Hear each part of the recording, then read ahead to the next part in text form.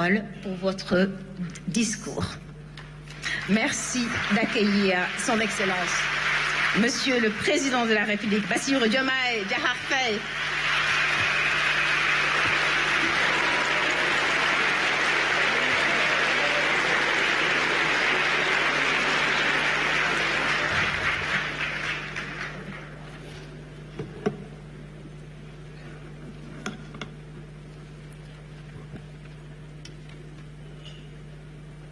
Monsieur le Premier ministre,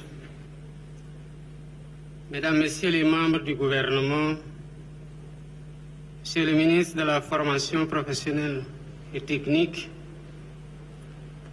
Monsieur le ministre de l'Enseignement supérieur, de la Recherche et de l'Innovation, Monsieur le ministre de l'Éducation nationale, honorables députés, Excellences, Mesdames, Messieurs les membres du corps diplomatique, Mesdames, Messieurs les partenaires techniques et financiers, Monsieur le parrain, Messieurs les recteurs,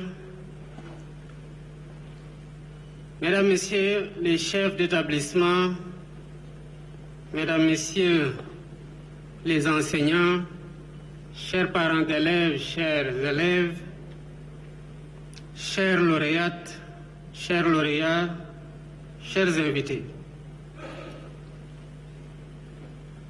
C'est avec une émotion toute particulière que je prends la parole aujourd'hui, à l'occasion de cette cérémonie solennelle de remise des prix du concours général. Ce moment important est dédié à l'excellence académique, à la célébration du mérite individuel et au rayonnement de notre intelligence collective. Avant tout, permettez-moi d'adresser mes félicitations les plus chaleureuses aux lauréates et aux lauréats. Votre rigueur intellectuelle, votre détermination et votre discipline font de vous l'avenir radieux de notre nation. Vous incarnez fièrement le Sénégal qui gagne par la force du savoir. Je tiens également à exprimer la reconnaissance de la nation à l'endroit de l'équipe nationale de mathématiques pour sa brillante participation aux Olympiades panafricaines de mathématiques à Gaborone, au Botswana.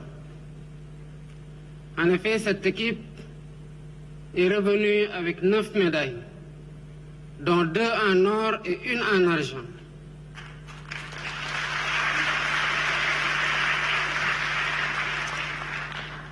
Ces performances uniques depuis la participation du Sénégal à cette compétition indiquent tout le mérite de ces jeunes et de leurs encadreurs qui ont hissé tout haut la bannière de notre pays au niveau du continent. Leur réussite confirme le gisement de talents scientifiques et techniques dont regorge l'école sénégalaise. Il nous appartient, parents d'élèves, administratifs, personnel d'encadrement, enseignants et pouvoirs publics, de mettre tout en œuvre, partout dans le pays, à tous les niveaux des études, dans la diversité des filières, pour faire germer et éclore les pépites des jeunes talents dans tous les domaines scientifiques, techniques et du numérique. Cette ligne directrice doit être au cœur de la réforme des programmes que le ministère de l'Éducation nationale a entamés. Mesdames, Messieurs, la science, la technologie, la formation professionnelle et le numérique sont hélas les parents pauvres de l'école sénégalaise. Toute réforme de notre système éducatif visant à aligner l'école sur les objectifs de l'agenda national de transformation Sénégal 2050 doit chercher à transformer l'école pour en faire un espace attractif, motivant et passionnant. L'école doit encourager tous les élèves à apprendre, à comprendre et à se passionner pour les sciences, les technologies, les métiers du numérique et la formation professionnelle. Le système éducatif doit très rapidement combler le gap entre l'enseignement général et l'enseignement professionnel et technique. Il est aussi urgemment noté qu'il faut relever de manière significative la part de candidats scientifiques et techniques au baccalauréat. Le pourcentage de 16% de candidats scientifiques et techniques du baccalauréat de cette année est largement en dessous des ambitions de transformation économique, sociale et culturelle que je projette pour notre pays. C'est donc à une réforme systémique, mais réellement innovante du système éducatif et de la formation professionnelle que j'invite les différents ministères en charge de ces secteurs.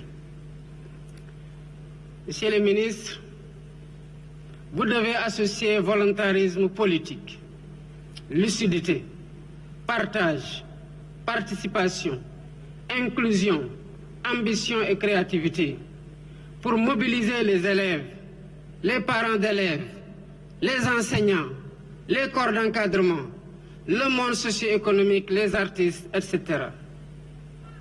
Cette inclusion donnera à chaque élève l'envie d'apprendre et de maîtriser les mathématiques, les sciences, les technologies, le numérique et d'acquérir la passion pour un métier. C'est à ce seul prix que des centaines, voire des milliers d'entreprises s'implanteront dans notre pays pour transformer sur place nos ressources naturelles, extractives et nos récoltes. C'est à ce prix seul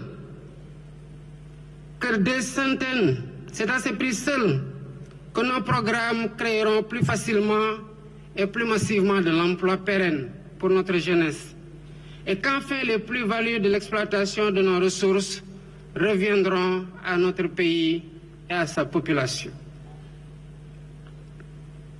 C'est tout le sens du mot souveraineté que j'utilise et que je rêve que les Sénégalaises et les Sénégalais s'approprient.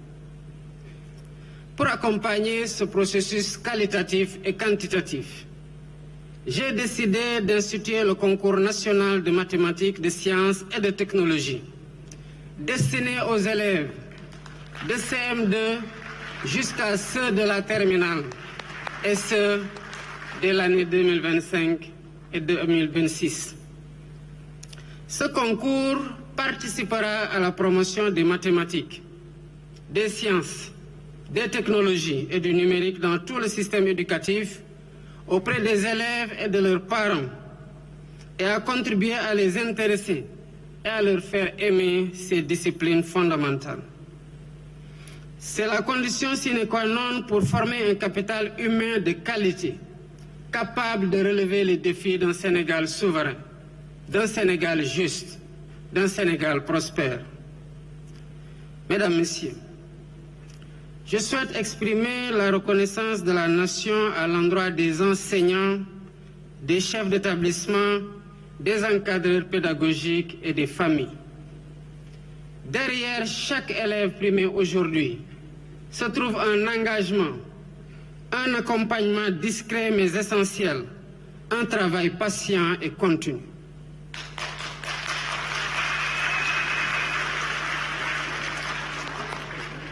L'école sénégalaise puise sa force dans cette chaîne de solidarité intergénérationnelle entre élèves, enseignants et parents. Le concours général institué depuis plus d'un demi-siècle est bien plus qu'un événement académique. Il est le miroir de la vitalité intellectuelle du Sénégal. La preuve que malgré les défis du temps, l'école républicaine sénégalaise continue de porter l'espérance et de produire des citoyens éclairés. Mesdames, Messieurs, l'édition 2025 intervient dans un contexte de profonde mutation, marqué par l'adoption de l'agenda national de transformation Sénégal 2050, le lancement du New Deal technologique et le lancement des concertations nationales sur l'agenda national de transformation de l'enseignement supérieur, de la recherche et de l'innovation.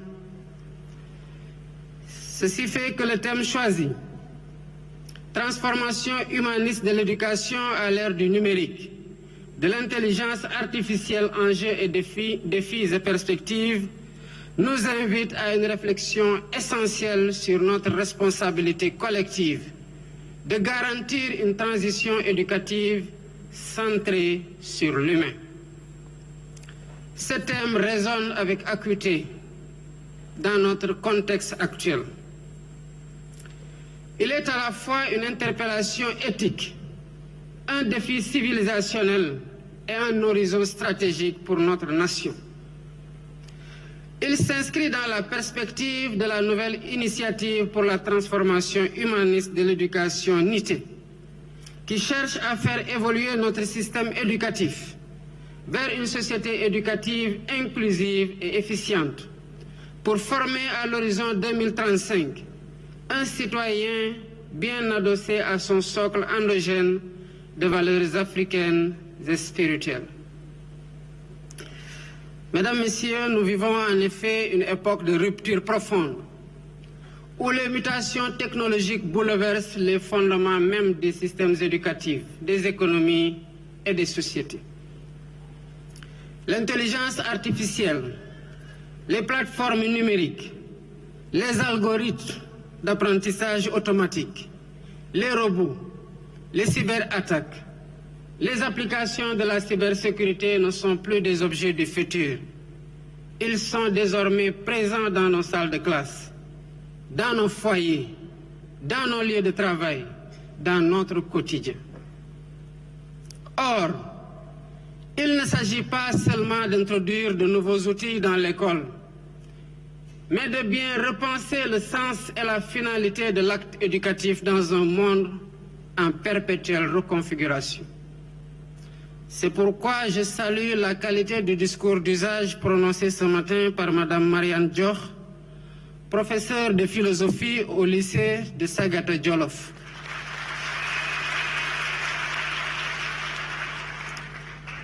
J'en retiens la clarté d'analyse, la rigueur intellectuelle, mais surtout la conviction éthique qui s'en dégage.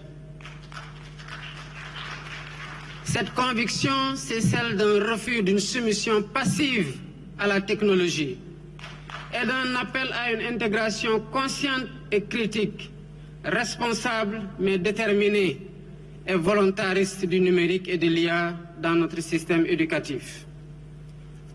Mesdames, Messieurs, je suis convaincu que nous devons très rapidement nous débarrasser des impasses intellectuelles dans lesquelles les écoles de pensée occidentales nous ont enfermés et ont enfermé tous les intellectuels africains.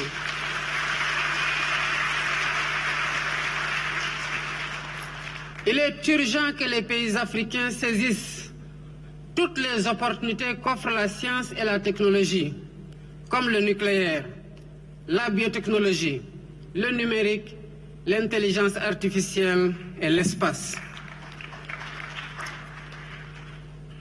Il est vrai que nous n'avons pas pris le même départ que les autres continents, ce qui malheureusement nous oblige aujourd'hui d'être dans un perpétuel rattrapage.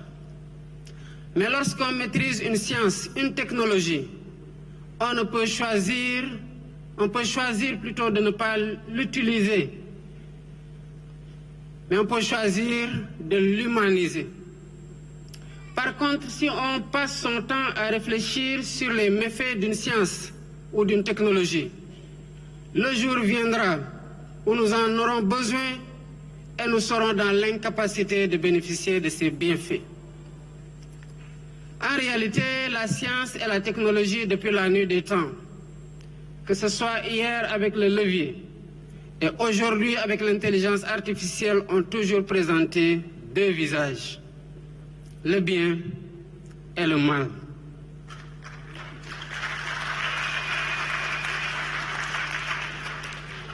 Oui, les défis sont nombreux. Je place en premier la maîtrise des sciences, des technologies, du numérique et de l'intelligence artificielle. Comment garantir l'accessibilité équitable aux outils numériques dans toutes les régions, pour tous les élèves, quelles que soient leurs conditions sociales? Comment former et soutenir nos enseignants face à ces mutations accélérées? Enfin, comment bâtir un cadre éthique et juridique qui protège la dignité de nos apprenants, tout en favorisant l'innovation? À ces questions cruciales, le discours d'usage a su apporter des éléments de réponse solides, éclairés, tant par notre héritage culturel que par les courants de pensée universels. À l'heure où l'intelligence artificielle peut déléguer nos décisions, nos raisonnements, voire nos émotions, il est impératif de cultiver chez nos jeunes la capacité de penser par eux-mêmes, à discerner, à douter et à créer.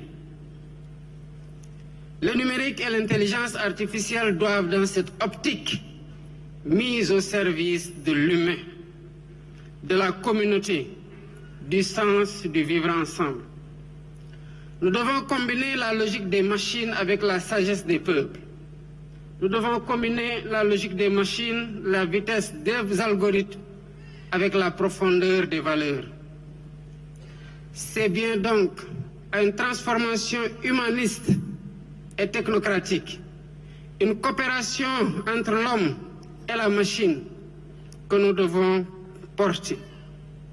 Et c'est cette vision que l'État du Sénégal assume pleinement dans ses choix, notamment à travers l'agenda national de transformation Sénégal 2050, qui fait de l'éducation, de la science, de la technologie, du numérique et de la formation professionnelle les leviers d'un développement endogène, inclusif et durable. Par ailleurs, au regard de ces considérations, j'ai porté cette année mon choix comme parrain de cette édition sur une personnalité dont l'attachement et le dévouement en faveur des questions éducatives ne sont plus à démontrer. Mesdames, Messieurs, permettez-moi en cette occasion solennelle de saluer avec une profonde estime la figure de M. André Sonko.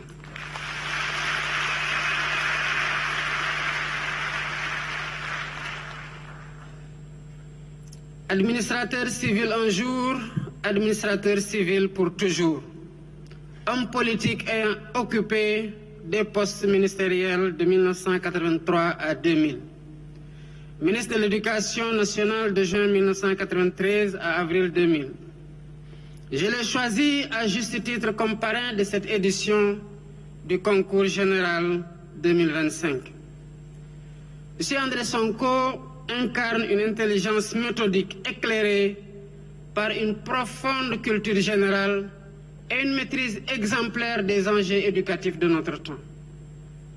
Homme de rigueur et de conviction, M. Sonko s'est distingué tout au long de sa carrière par une fidélité sans faille aux valeurs de la République, un engagement constant en faveur de l'excellence académique et une vision humaniste de l'école sénégalaise. Son parcours témoigne d'un sens aigu du service public, d'une intégrité morale, mais également d'un attachement aux valeurs spirituelles. En tant que fonctionnaire, il a su conjuguer théorie et pratique pour porter les réformes audacieuses qui ont marqué durablement notre système éducatif. M. Sonko, cher parrain, acceptez cette reconnaissance de toute la nation que je vous exprime.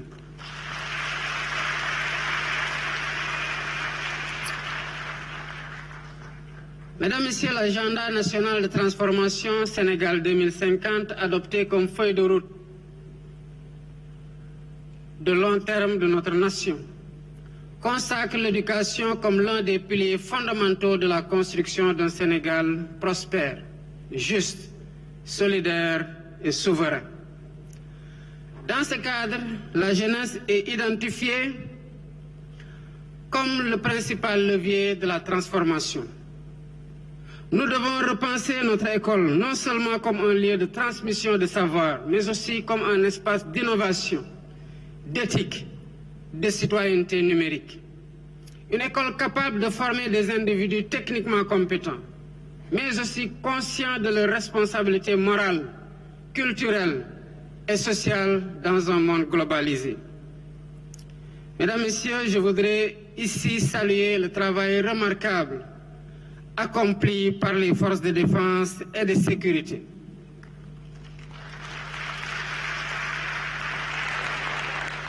Je voudrais saluer le travail des équipes pédagogiques du ministère de l'Éducation nationale et les partenaires institutionnels qui ont rendu possible la mise en œuvre effective des lycées Nations Armées pour l'équité et la qualité, les LINAC. Par cette synergie entre les secteurs éducatifs et militaires, nous affirmons que l'avenir du Sénégal se construit dans l'unité, la rigueur et la foi dans sa jeunesse. D'autres lycées, au nombre de 12, du même type, seront incessamment disséminés dans les différents pôles territoires en gestation. Mesdames, Messieurs, nous avons entamé la modernisation des infrastructures scolaires. Plusieurs centaines d'établissements seront dotés d'équipements numériques adaptés et 118 de hubs d'innovation technologique seront construits sur l'ensemble du territoire. Ces espaces novateurs offriront à nos élèves l'opportunité d'explorer le codage, la robotique, la fabrication numérique et les applications de l'intelligence artificielle.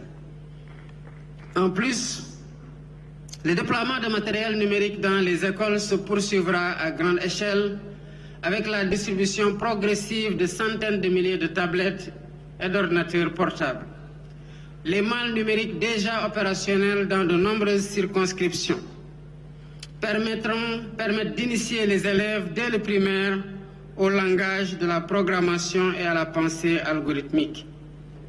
Dans cet esprit et conformément à notre engagement en faveur d'un développement équitable, inclusif et résilient, j'engage les différents ministères à réfléchir à la mise en œuvre d'un programme national de dotation des écoles rurales et périurbaines en kit numérique solaire dans un moyen terme. Mesdames, Messieurs, la transformation humaniste de l'éducation à laquelle nous travaillons ne peut ignorer les enjeux de régulation, de souveraineté et de responsabilité éthique liés à l'usage massif des technologies numériques et de l'intelligence artificielle dans les espaces d'apprentissage. Car si les promesses de l'IA sont nombreuses, des dérives sont possibles. Atteinte à la vie privée, reproduction algorithmique des inégalités ou encore dépendance technologique vis-à-vis d'acteurs extérieurs à notre continent. Face à ces risques, notre devoir est de protéger la dignité, l'autonomie et les droits des apprenants tout en assurant la maîtrise stratégique de nos infrastructures, de nos données et de nos choix technologiques. Enfin, la souveraineté numérique passe par la production locale de savoir, d'outils et de cadres d'analyse. À cet effet, l'école accordera un appui renforcé aux laboratoires en IA, en technologie éducative et en humanité numérique implantés dans nos universités et dans les centres d'excellence. Nous devons former et retenir une génération de chercheurs, d'ingénieurs, de penseurs critiques capables de concevoir les intelligences artificielles à notre image, c'est-à-dire respectueuses de notre valeur, de nos équilibres et de nos aspirations profondes. En misant sur la recherche nationale et en bâtissant une régulation éthique solide, nous jetons les fondements d'une souveraineté numérique éducative pleinement assumée, condition sine qua non d'un avenir technologique ancré dans notre humanité. Chers enseignants, je m'adresse à vous avec confiance et reconnaissance. Vous êtes dans notre société les médiateurs entre le passé et l'avenir, les passeurs de savoir, de valeurs et de discernement. Plus que jamais, votre rôle est essentiel pour accompagner nos enfants dans un monde façonné par les technologies, où le vrai, le juste et le bien deviennent des repères instables. Je vous appelle à cultiver avec rigueur et humanité l'esprit critique, à guider nos jeunes dans une appropriation consciente, créative et éthique des mathématiques, des sciences, des technologies du numérique et de l'intelligence artificielle. Chère jeunesse, chères lauréates, chers lauréats, vous êtes les héritiers d'une tradition intellectuelle riche et les bâtisseurs du Sénégal de demain. Vous vivez dans un monde en mutation où les opportunités sont aussi nombreuses que les risques. Mais sachez-le, ce monde nouveau ne sera pas façonné par ceux qui consomment passivement les technologies et les subissent, mais par ceux qui les inventent, les comprennent, se les approprient, les interrogent et les humanisent. Je vous invite à vous emparer du numérique, à vous l'approprier et à en faire un moyen de résoudre les problèmes que nous posons, d'en faire un levier de justice, de liberté et de solidarité, tout en restant enracinés dans nos valeurs, dans notre culture. Mesdames, Messieurs, je remercie chaleureusement le ministre de l'Éducation nationale et le ministre de la Formation professionnelle et technique pour la qualité de l'organisation de cette cérémonie, qui reflète l'engagement constant de notre État à valoriser l'excellence académique. J'adresse également mes félicitations au comité d'organisation sous la direction du directeur de l'enseignement moyen secondaire général pour le professionnalisme, la rigueur et le sens du détail avec lesquels ils ont su donner à cet événement toute sa solennité et sa portée symbolique. Mesdames, Messieurs, pour conclure, je vous exprime mon intime conviction en l'intelligence de notre jeunesse et à son savoir-faire. Je crois aussi profondément en une Afrique debout, en une Afrique éclairée, en une Afrique souveraine. Vive l'école sénégalaise, vive le Sénégal. Je vous remercie de votre attention.